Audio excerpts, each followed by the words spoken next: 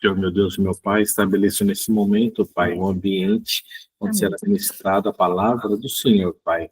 Envie seu Espírito Santo para discernir o que o Senhor quer passar através do pastor Márcio, da pastora Alessandra.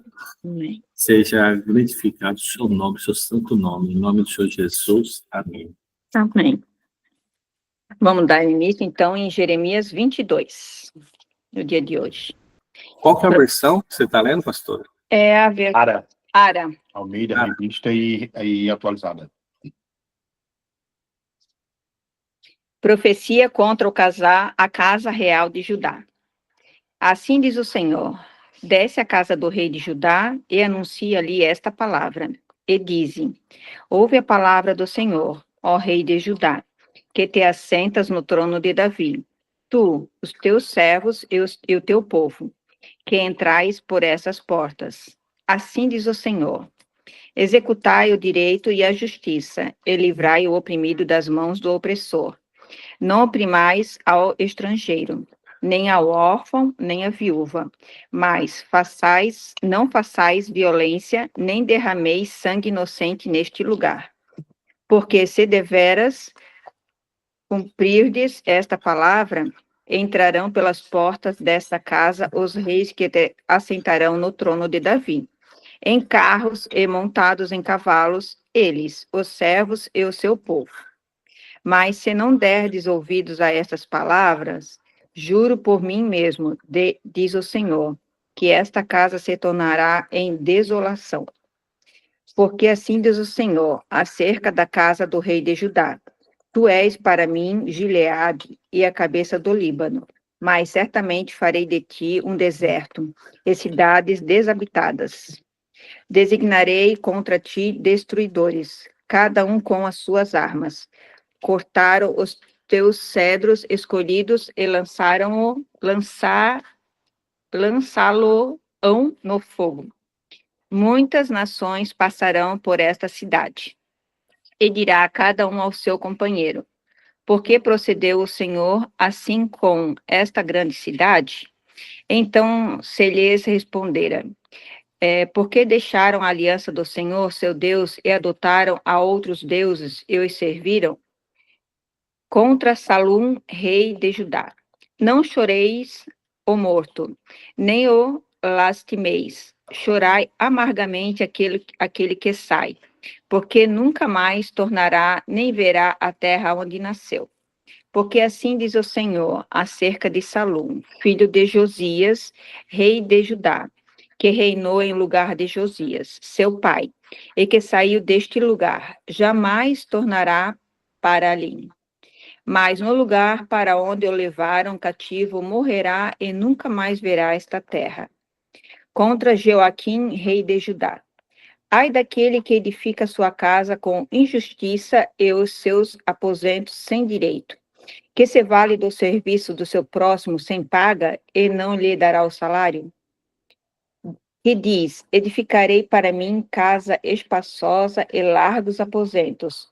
Ele abre janelas e forra de cedros, e a pinta de vermelhão.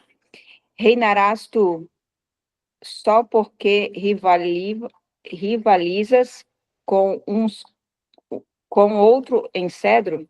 Acaso teu pai não comeu e bebeu, e não exercitou o juízo e a justiça? Por isso tudo lhe sucedeu bem. Julgou a causa do aflito e do necessitado, por isso tudo lhe ia bem. Porventura não é isso conhecer-me?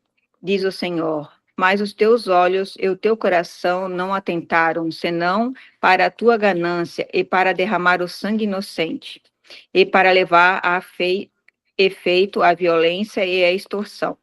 Portanto, assim diz o Senhor acerca de Joaquim, filho de Josias, rei de Judá. Não lamentaram, dizendo: ai, meu irmão, ou ai, minha irmã?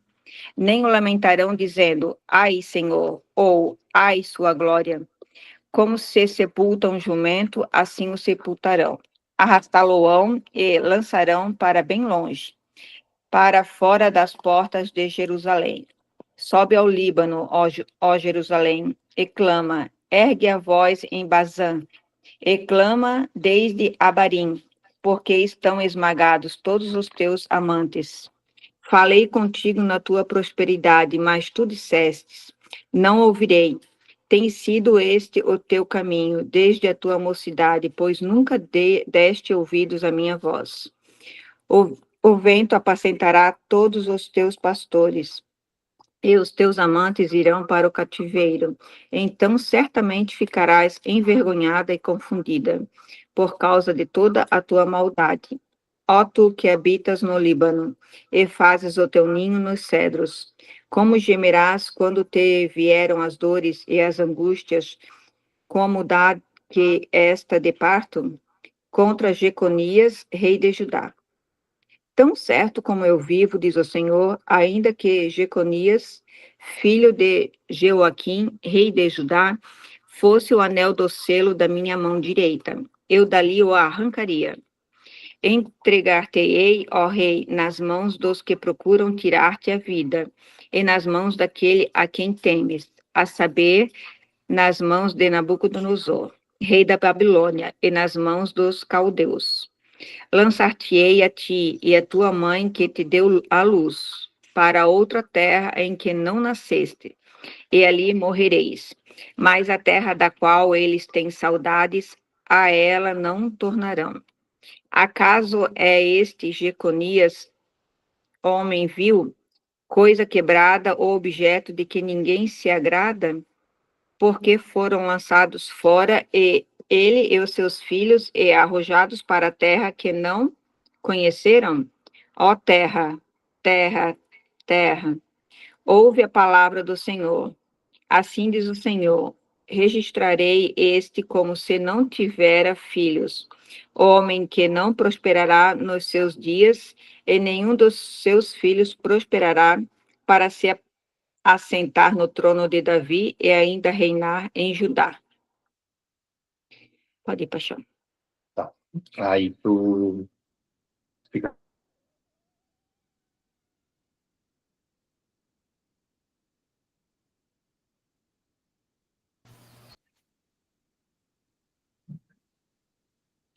Olá, vou aumentar aqui. Bom dia para quem ainda não almoçou, boa tarde para quem já almoçou. Estão me ouvindo bem? Ok. Vamos lá. Mais uma exortação do profeta, né? Jeremias foi levantado, eu acho, como um profeta de profecias que praticamente só exortava o povo, né? Raramente ele entregou algo que realmente viesse trazer satisfação ao povo de Deus, justamente porque Jeremias ele viveu no momento onde o povo de Deus, os israelitas, eles se revoltavam muito contra Deus. Eles, na verdade, eles abandonaram Deus, eles maltratavam o próprio povo deles, né, que era o povo de Deus. Então, o coitado de Jeremias passou a ser o cara do cajado, né, durante a existência dele. Então, vamos lá. O capítulo 22, ele relata a história de 3 reis. Um período, o capítulo 22, ele abraça o período onde 3 reis governaram, né? A profecia, essa profecia ela é contra a casa real de Judá, né? O profeta, primeiro, o profeta Jeremias, primeiro ele exorta o rei Salum, que era o rei de Judá na época. Ali no versículo 11. Quer ler para nós, Paixão? Versículo 11.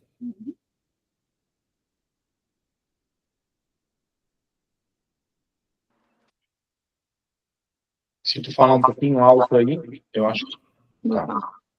Porque assim diz o Senhor acerca de Salom, filho de Josias, rei de Judá, que reinou no lugar de Josias. É isso aí, até aí.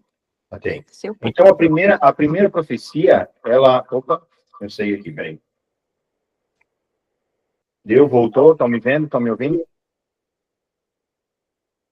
A primeira profecia, ela é contra o rei Salum, né? O que acontecia?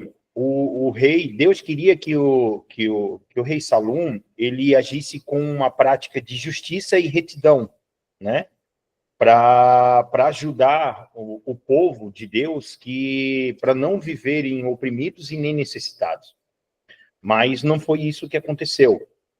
Porque se o rei agisse dessa forma, a cidade não sofreria uma destruição e uma desolação, né? Descrita lá do 6 ao 9. Lê para nós, Lisandro, por favor. Porque assim diz o Senhor acerca da casa do rei de Judá. Tu és para mim Gileade e a cabeça do Líbano, mas certamente farei de ti um deserto e cidades desabitadas. Designarei contra ti destruidores, cada um com as suas armas. Cortarão os teus cedros escolhidos e lançá-los no fogo. Muitas nações passaram por essa cidade, e dirá cada um ao seu companheiro: por que procedeu o Senhor assim com esta grande cidade? Até o 9, tá? Então se ele respondera: porque deixaram a aliança do Senhor, seu Deus, e adoraram a outros deuses e os serviram. Já abre para nós em 2 Reis 23, no capítulo 23, versículo 31. Salum, esse rei, ele também era chamado de Jeoacás. Era um segundo nome que ele tinha também. Né? Então, o que aconteceu? A primeira exortação, então, de Jeremias veio contra o rei Salum, para que ele não deixasse os oprimidos e os necessitados, que era o povo de Deus, né, o povo de Israel, passarem 2 Reis 23, 31. Para que o povo não ficasse, né, sendo oprimido e passando necessidade. Porque se o povo continuasse sofrendo desse jeito, Deus prometera, através do profeta, que iria destruir a cidade. E era uma cidade linda, o qual ele reinava, né? Mas não foi isso que aconteceu. Jeoacás, ou Salum, né, que era o primeiro nome, ele acabou o período dele sendo muito curto. Pode ler lá 2 Reis, no capítulo 23, no versículo 31.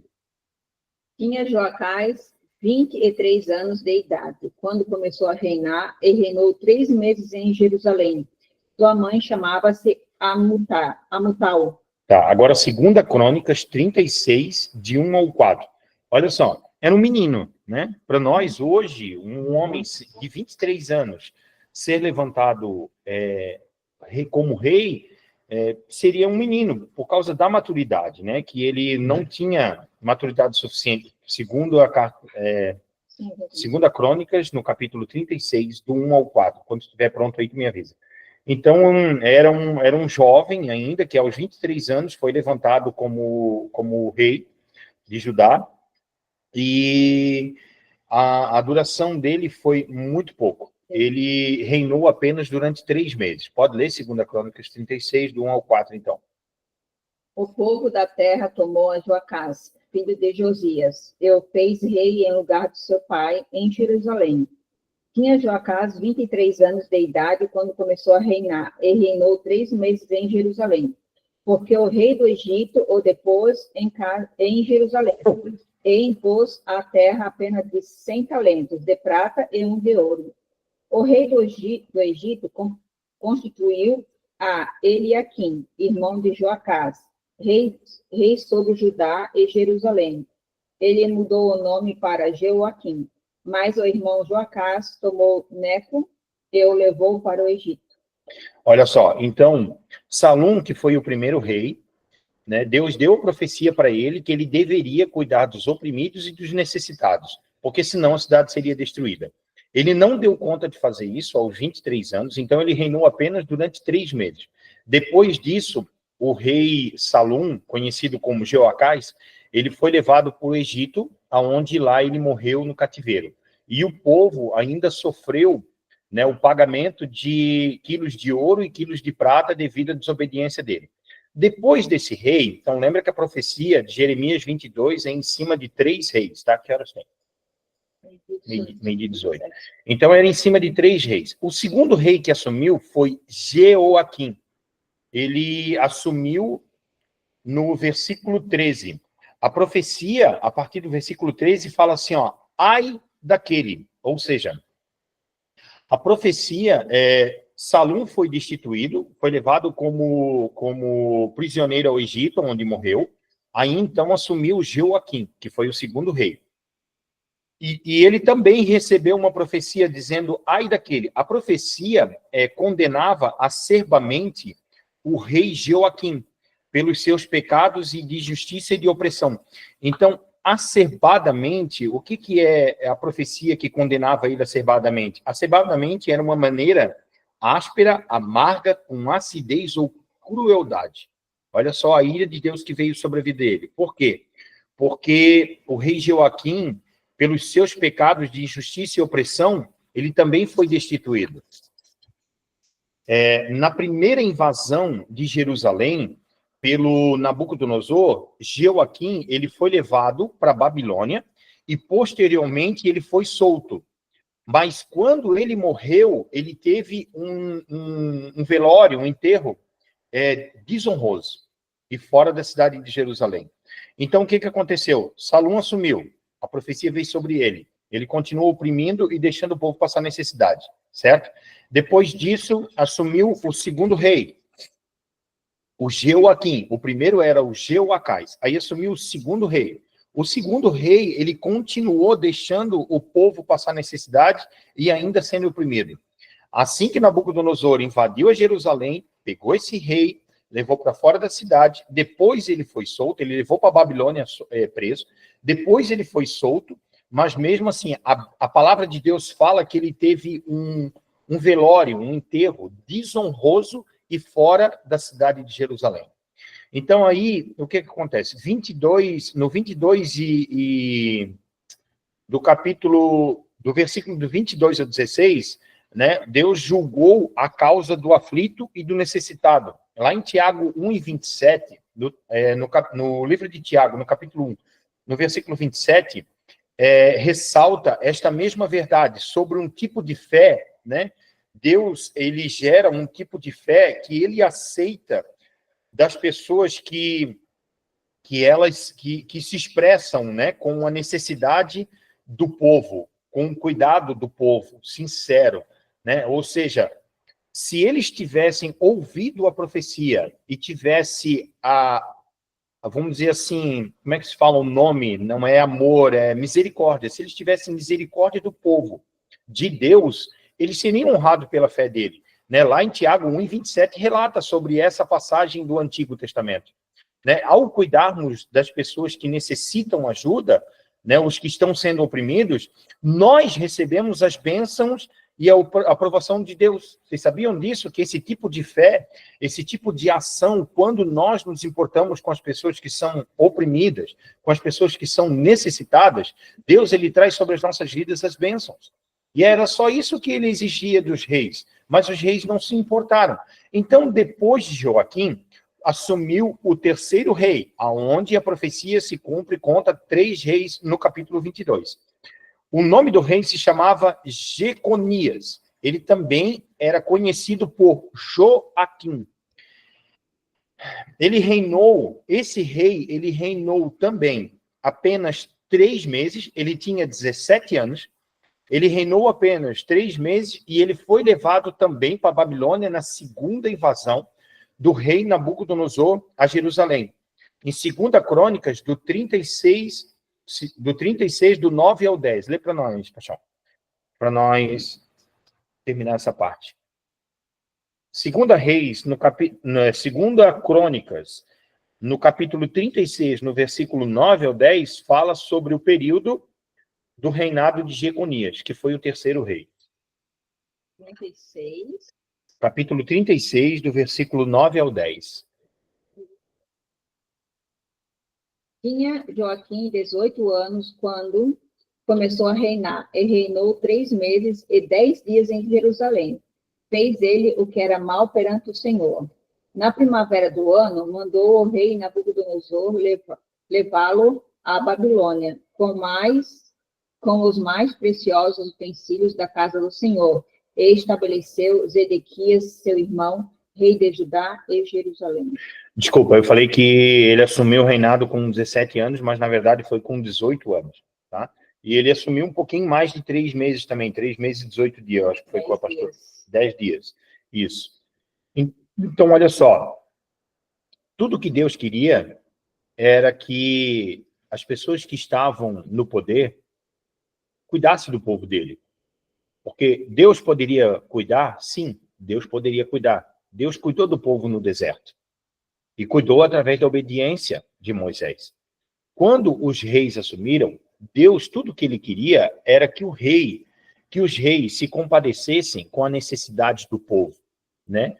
O povo passava dificuldade, o povo estava sendo oprimido pelos inimigos, mas Deus ele estava preocupado que, além dos inimigos, os próprios reis que estavam sendo constituídos sobre o povo de Jerusalém, eles próprios deixavam o povo passar necessidade e vivia sobre opressão, vivia certamente sobre jugo, viviam de trabalho escravo para poder dar conta de todos os bens que o rei queria construir.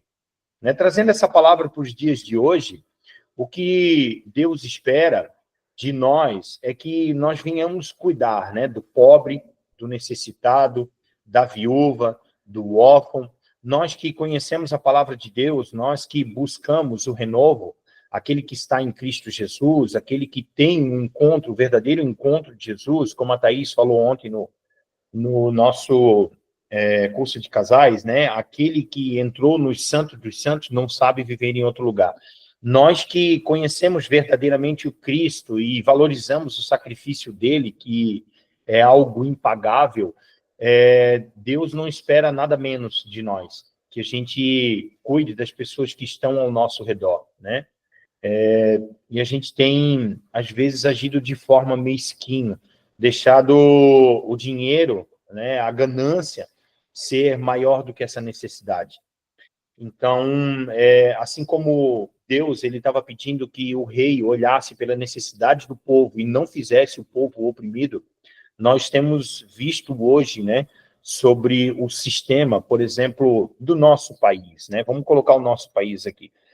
A situação que a gente vive hoje, econômica, a gente está vendo uma aceleração de que está piorando cada vez mais, está cada vez mais difícil, né? E as pessoas estão passando dificuldades porque tudo está muito difícil, né? Muitas pessoas estão vindo de vários lugares do Brasil para Santa Catarina porque aqui ainda é um lugar muito bom para se viver. Mas mesmo assim, esse pessoal vem de fora, ele tem que pagar aluguel, ele tem que comprar comida, ele tem que comprar roupa. E a gente vê que a economia está cada vez piorando. Mas, calma, não se preocupe, né? O mundo se confia na economia, mas nós dependemos, confiamos, e a nossa fé é gerada em Cristo Jesus, que supre todas as nossas necessidades, né? Mas quando Deus nos coloca numa situação melhor, é justamente para que o nosso coração possa estar voltado para ajudar as pessoas que estão sendo oprimidas pelo sistema ou passando dificuldade. Né? Jeremias, assim como foi levantado como profeta na época para exortar a Deus, essa mesma palavra serve para nós. Jeremias, na época que foi levantado como profeta para exortar os reis, através da palavra de Deus, através da voz de Deus, ele traz essa palavra para nós nos dias de hoje, né? O povo está perecendo, o povo está passando dificuldade, o povo está sendo oprimido de forma espiritual, né? E em Tiago, no capítulo 1, versículo 27, Tiago também fala disso, né? Que a nossa fé, aquela que é gerada pelo bem dos necessitados e oprimidos, é uma forma de também agradar o coração de Deus. Deus cuida também, ele traz sobre a vida desses que se preocupam com os necessitados e oprimidos, ele traz a paz dele, ele traz a bênção dele, ele traz o amor dele sobre as nossas vidas, quando nós cuidamos das pessoas que estão ao nosso redor. É isso. Quer falar alguma coisa, Paixão? Explanando sobre o capítulo 22 de Jeremias, né? Mais uma exortação, mais uma profecia de cajadada, né? Eu volto a repetir, a Cris escolheu um livro muito duro, né? Para nós já começar logo essa situação. A Cris já escolheu um livro muito duro porque o profeta bate muito, né? Eu acho que tem que ser Isaías. Ele é conhecido... É Jeremias que é conhecido como profeta chorão? Eu acho que ele chorava porque ele tinha que entregar tudo isso para os reis, entendeu? Ele chorava porque ele pensava assim, ó, agora eu vou morrer. Agora o rei vai me mandar matar. Eu acho que é por causa disso que ele chorava. Não, na verdade, ele chorava porque ele se compadecia com o povo de Deus que sofria, porque Deus deixava muito claro que não queria que o povo passasse por essa situação. É por isso que ele intercedia, ele chorava pelo povo e ele entregava essa profecia. Então, mas amém, Deus está no controle de todas as coisas, né, que a gente possa guardar essa palavra, para que seja ministrado sobre as nossas vidas no dia de hoje, né, que a gente venha olhar pelos necessitados e oprimidos ao nosso redor. Mas, mesmo assim, a gente tem que cuidar, né? Tem que cuidar para ver se realmente a pessoa está passando necessidade, porque o que nós temos visto muito nos dias de hoje são aproveitadores. Pessoas que têm se encostado, principalmente nas igrejas, porque sabe que a igreja tem a obrigação, porque a obrigação de cuidar do órfão, da viúva, do necessitado é da igreja. E aí essas pessoas têm se aproveitado, né? Têm se encostado nas igrejas para não trabalhar, para ter tudo de uma maneira mais fácil.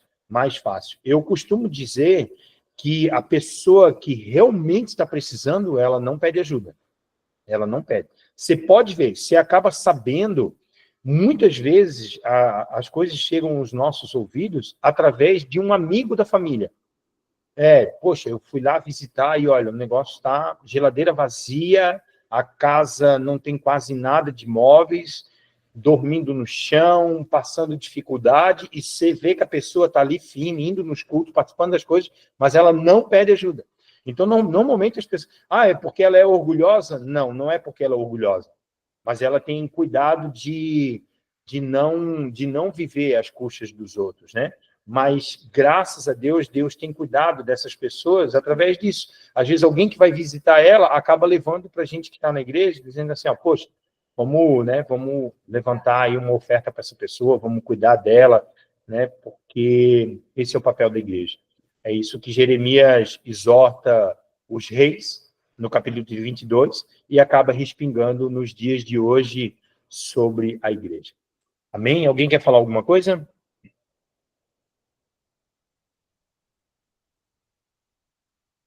Um de cada vez, tá, gente? Tô no trânsito. Eu cheguei atrasada aqui de novo hoje, porque estava dirigindo e meu celular está precisando ser trocado. Mas amém. Glória a Deus, é uma palavra abençoada, que traz exortação, traz conhecimento, o contexto histórico, né? E a aplicação para os dias de hoje. E sim, levando mais umas varadas, né? Porque a gente precisa do confronto para lembrar que é o favor de Deus que nos santifica, né? O favor de Cristo. E a gente não consegue, por conta própria, seguir as leis, por isso que tem a graça, mas nós precisamos saber o que é certo e o que é errado. Por isso lemos o livro de Jeremias, para saber o que é certo e o que é errado. Toda vez que a gente errar, que a gente cair, a gente sabe que pode recorrer ao sangue de Cristo para nos purificar. Né? Hoje nós temos convidados aqui, né? Eu chamei algumas pessoas para participar conosco, porque esse momento tem sido tão bom, tão gostoso a gente aprender da palavra de Deus, né? Ter intimidade com o Pai. Então, eu convidei outras pessoas. Tem várias pessoas que eu convidei, né? Mas nem todas puderam, né? Algumas eu nem expliquei o que era, só mandei o link. A pastora Ju está aqui, a Tati, eu só mandei o link, nem expliquei nada. Então, elas estão aqui, tipo, o que está acontecendo, onde estou, para quê? Né? Mas depois eu vou mandar uma mensagem no particular ali, explicando certinho do que se trata. E é isso, é alimentar o nosso espírito com a palavra de Deus. Pastor, muito obrigada por sua disponibilidade, pastora. Obrigada, que Deus abençoe. E é isso. Amém. Vamos orar, então. Isso. Amém. Senhor, nós te damos graças, te louvamos, Deus. Obrigado, Senhor, por este cuidado sobre as nossas vidas. Que nós possamos viver, Senhor, com a nossa vida no teu altar. Buscando santidade, Senhor, nos purificando na tua palavra, Deus, trazendo, Senhor, vida para as nossas vidas. Pai, em nome de Jesus, afasta de nós o pecado, aquilo, Senhor, que nos leva para longe de ti, arranca tudo aquilo que não presta, e que nós possamos estar com o Senhor todos os dias, Deus, sendo fortalecidos, Deus, pelo alimento espiritual, ao qual nós somos dependentes, Deus, para crescer, para viver na tua presença. Temos como destino, Senhor, a casa eterna, Deus, morar contigo. Então, Senhor, desejamos todos os dias a tua volta. Pai, em nome de Jesus, guarda cada um, Senhor, aqueles que estão aqui, aqueles que não estão, todos da igreja, Pai, a liderança, Pai, do menor ao maior, Pai, em nome de Jesus, nos dê, Senhor, um restante de semana na tua presença, que o Senhor possa guardar, que o Senhor possa cuidar e trazer o teu amor todos os dias sobre as nossas vidas, sobre as nossas famílias, sobre as nossas casas e aonde nós andarmos, que a presença tua possa estar conosco. Nós te louvamos e te agradecemos pelo poder do nome que está acima de todo nome, em nome de Jesus. Amém. Uma boa tarde a todos.